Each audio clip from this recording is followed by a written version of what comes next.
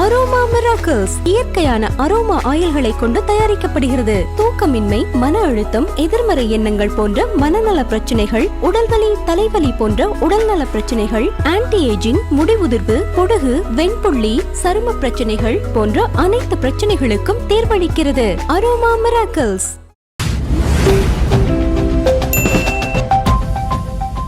சரி, இப்போ குபேரா அந்த சக்ஸஸ் மீட்ல சிரஞ்சீவி சார் வந்து உங்களோட பர்ஃபார்மன்ஸ் பயங்கரமாக இருக்குது, தனுஷ் தவிர யாராலையும் நடிச்சிருக்க முடியாது, ஏன் என்னாலே கூட நடிச்சிருக்க முடியாதுன்னு சொன்னார். அது ஒரு பிக்கஸ்ட் காம்ப்ளிமெண்ட்டாக இருந்திருக்கும்.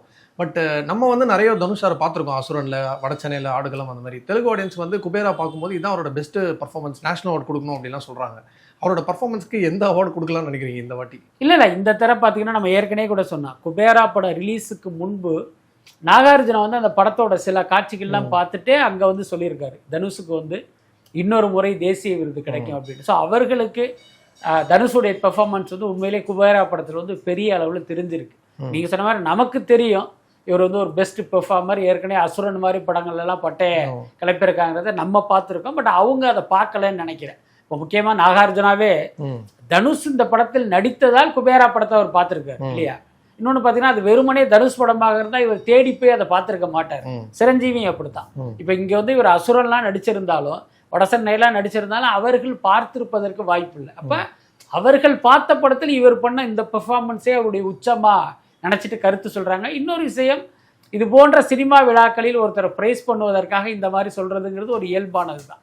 அதுக்கு மேலே அதுக்கு முக்கியத்துவம் கொடுக்க வேணாம்னு நினைக்கிறேன். அண்ட் இப்போ போஸ்ட் விக்ரம் கமல் சார் வந்து ஒரு தப்பான அண்டர்ஸ்டாண்டிங் வந்துட்டாரா, இல்லை நம்மளாலையும் கமர்ஷியல் படம் வந்து கண்டினியூஸாக கொடுக்க முடியும், நம்ம வந்து திருப்பி திருப்பி கொடுக்கணும் அப்படின்னு சொல்லி இப்போ இந்தியன் 2வும் சரியாக போகல, தக்லைஃபும் சரியாக போகல.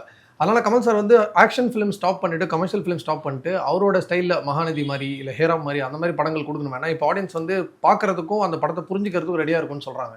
இந்த டைமில் கமல் சார் கமர்ஷியல் படம் பண்ணுறது நிறுத்திடணுமா? இல்லை, கமல்ஹாசன் அப்படின்னாலே என்ன பார்த்தீங்கன்னா ஒரு வெரைட்டியான மற்ற நடிகர்களால் செய்ய முடியாத கதைகளில், கதாபாத்திரங்களில் நடிக்கிற ஒரு நடிகர். இதுதான் கமலுடைய இமேஜ். அந்த ரூட்டில் அவர் போனாலும் அடிக்கடி பார்த்தீங்கன்னா அவருக்குள்ள வந்து ஒரு சின்னதாக ஒரு அர்ஜி வரும். என்னென்னா, நாம் வந்து கமர்ஷியலாக ஜெயிக்கணும், முக்கியமாக தன்னோடு பயணிக்கிற ரஜினியை மிஞ்சனுங்கிற ஒரு ஆசை வந்து அப்பப்போ கமலுக்கு வரும். அப்பப்போ அப்படி ஒரு முயற்சியும் அவர் பண்ணுவார். கிட்டத்தட்ட ஒரு 50 வருஷமாகவே இது நடந்துக்கிட்டு தான் இருக்குது. ஆனால் கமலுடைய இந்த முயற்சிக்கு பார்த்தீங்கன்னா எப்பயாவது ஒரு வெற்றி கிடைக்கும். ஆனால் அதுக்கப்புறம் பார்த்தீங்கன்னா அதே மாதிரி முயற்சி பண்ணுவார், அது ஃப்ளாப் ஆகிடும். உதாரணத்துக்கு பாருங்கள், சகலகலா வல்லவன்னு ஒரு படம் நடிக்கிறாரு, அது ஒரு மிகப்பெரிய ஹிட்டு. அதே நாளில் பார்த்தீங்கன்னா எங்கேயோ கேட்ட குரல்னு ரஜினி ஒரு படம் பண்ணியிருப்பாரு, அது பெருசாக போகலை. அதுக்கப்புறம் பார்த்தீங்கன்னா இவர் நிறைய கமர்ஷியல் படம்லாம் பண்ணியிருக்காரு. அந்த படங்களெல்லாம் சகலகலாவல்லவன் அளவுக்கு வந்து வெற்றி கிடைக்கல, ஒரு ஆவரேஜ், பிலோ ஆவரேஜ் அந்த ரேஞ்சில் தான் இருக்கும். அதுக்கப்புறம் தேவர் மகன் ஒரு படம் கொடுத்தாரு, அதுவும் பார்த்தீங்கன்னா ஒரு மிகப்பெரிய வெற்றி. அது மாதிரி கமல் எப்பயாவது இப்படி ஒரு கமர்ஷியல் கொடுத்தா மக்கள் வந்து கண்டிப்பாக அந்த படங்களுக்கு ஒரு பெரு வெற்றி கொடுப்பாங்க. ஆனால் தொடர்ந்து இவர் ரஜினி மாதிரி தொடர்ந்து மசாலா படம் நடித்தார் அப்படின்னா மக்கள் ஏற்க மாட்டாங்க.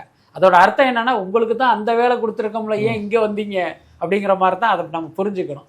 இப்போ இப்படி தான் விக்ரம்னு ஒரு படம் கொடுத்தாரு, அந்த படத்தை வந்து மக்கள் ஏற்றுக்கிட்டாங்க. இவர் உடனே என்ன பண்ணார், ஆகா அப்போ நம்ம தொடர்ந்து இதே மாதிரி பண்ணுவோம் அப்படின்னு வந்ததனுடைய கோளாறு தான் இதெல்லாம்.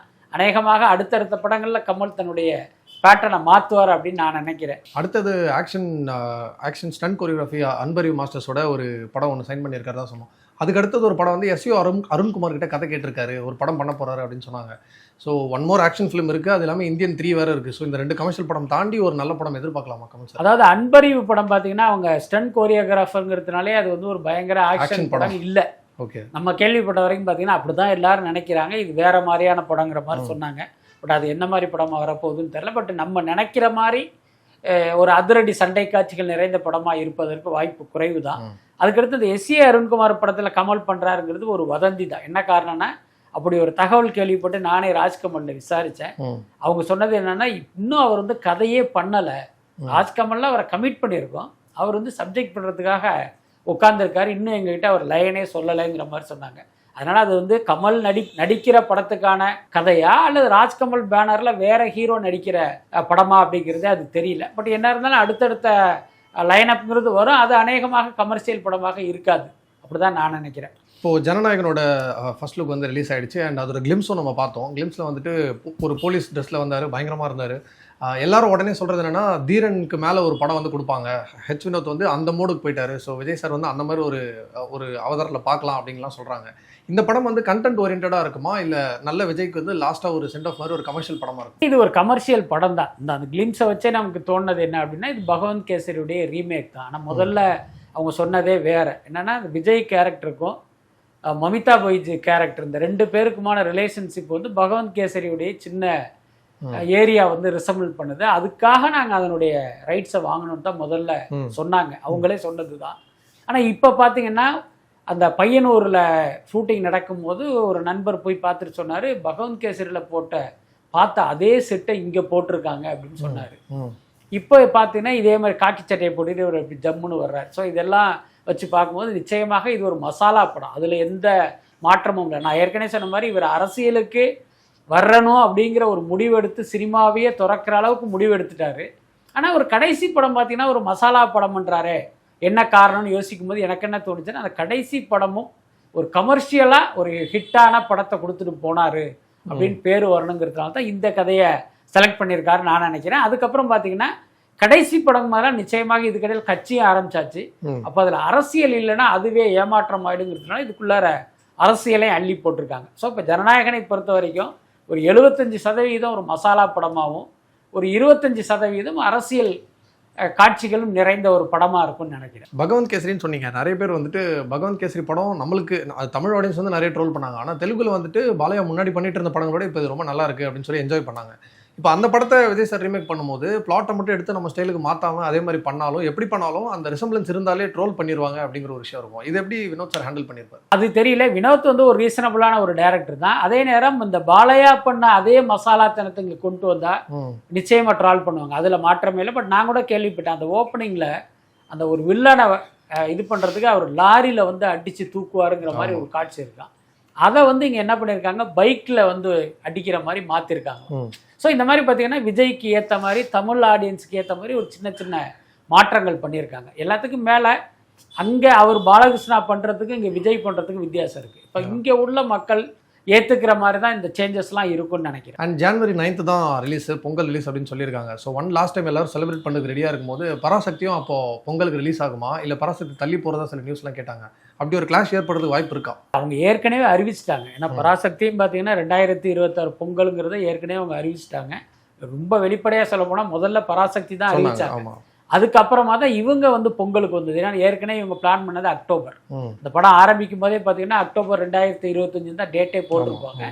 அதுக்கப்புறம் இவங்க வந்து 2026க்கு மாற்றினாங்க. அப்போ கூட நான் அந்த கம்பெனி தரப்பில் கேட்கும்போது என்ன சொன்னாங்க அப்படின்னா இது ஒரு ஃபெஸ்டிவல் மூடு இருக்கிற ஒரு படம், அந்த மாதிரி ஃபெஸ்டிவலில் வர்றது தான் பொருத்தமாக இருக்கும், நாங்கள் அங்கே ஜம்ப் பண்ணிட்டோங்கிற மாதிரி சொன்னாங்க. இப்போ என்னன்னா பராசக்தியுடைய காரங்களுடைய நினைப்பு என்னவா இருக்குன்னா நம்ம தானே ஃபஸ்ட்டு அறிவித்தோம், இப்போ நாம ஏன் வந்து அதை வேறு டேட்டை மாற்றணும். அதனால் இந்த நிமிஷம் வரைக்கும் அவங்க வந்து அந்த டேட்டு தான் அவங்க வந்து ஃபிக்ஸ் பண்ணியிருக்காங்க. ஒருவேளை இந்த சமீபத்தில் இந்த ஈடி ரெய்டு இந்த மாதிரியான விஷயங்கள்லாம் நடந்ததால் ஒருவேளை அந்த பட வேலைகள்லாம் தாமதமாகி ரிலீஸ் டேட் தள்ளி போகிறதுக்கு வாய்ப்பு இருக்குது. பட் ஆனால் அட் ப்ரெசன்ட் இவர்களை பொறுத்த வரைக்கும் பொங்கல் தான், அதில் வந்து அவங்க ரொம்ப உறுதியாக இருக்காங்க. ஓகே. மற்றபடி இந்த ஜேபியூ இட்லி கடை கிளாஷ்னு சொல்லும் போது இட்லி கடை வந்து தள்ளி போட்டாங்க, அந்த மாதிரி தள்ளி போடுற இல்லை, நான் பேசிய வகையில் அவங்க வந்து ரொம்ப உறுதியாக இருக்காங்க. ஏன்னா நாங்கள் தான் முதல்ல அறிவித்தோம், அதனால் நாங்கள் தள்ளி வைக்க மாட்டோம் அப்படிங்கிற மாதிரி இருக்காங்க.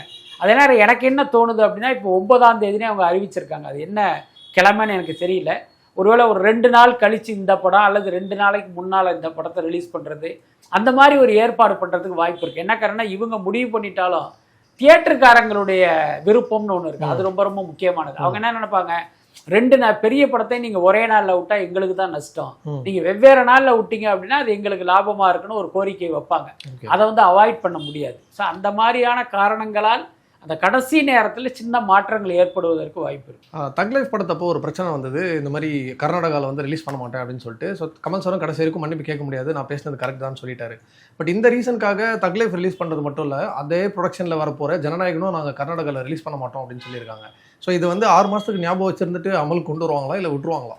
இல்லை, ஜனநாயகனுக்கு எதுவும் பிரச்சனை வராதுன்னு நினைக்கிறேன். ஜனநாயகனை பொறுத்த வரைக்கும் அது KVN ப்ரொடக்ஷன், அது வந்து பெங்களூர் நிறுவனம். அதனால் நிச்சயமாக கர்நாடகாவில் ரிலீஸ் ஆகும், அதில் மாற்றமே இல்லை. ஆனால் இங்கே இருப்பவர்கள் அந்த படத்தை, இது வந்து ஒரு கர்நாடகாவை சேர்ந்த ஒரு பட நிறுவனம், இவங்க தயாரித்த படம், அதனால தமிழ்நாட்டில் நாங்கள் ரிலீஸ் பண்ண மாட்டோம்னு வேணால், ரிலீஸ் பண்ண மாட்டோன்னு யாரும் சொல்ல மாட்டாங்க.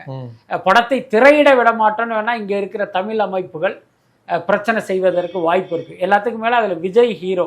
இன்னைக்கு அவர் ஒரு அரசியல் கட்சியை தொடங்கி திமுகக்கு எதிராக கத்தி வீசிக்கிட்டு இருக்காரு. அப்போ விஜய்க்கு வந்து ஒரு டென்ஷனை கொடுப்பதற்காக இங்கே இருக்கிற வேல்முருகன் மாதிரியான தமிழக வாழ்வுரிமை கட்சி அந்த மாதிரியான ஆட்களை தூண்டி விட்டு இப்படி இந்த படத்துக்கு ஒரு சிக்கல் ஏற்படுத்துவதற்கு வாய்ப்பு இருக்குது. சிக்கல் ப்ரொமோஷன் மாதிரி வந்துடும் கடைசியில். ஆமாம், அது அப்படியும் நடக்கும். ஏன்னா எப்பயுமே ஒரு படத்துக்கு வந்து இந்த மாதிரியான அரசியல் ரீதியான பிரச்சனைகள் வரும்போது அதுவே ப்ரொமோஷனாக மாறிடுது. இன்னும் சொல்ல போனால் விஜய் படங்களே நம்ம பார்த்துருக்கோம்.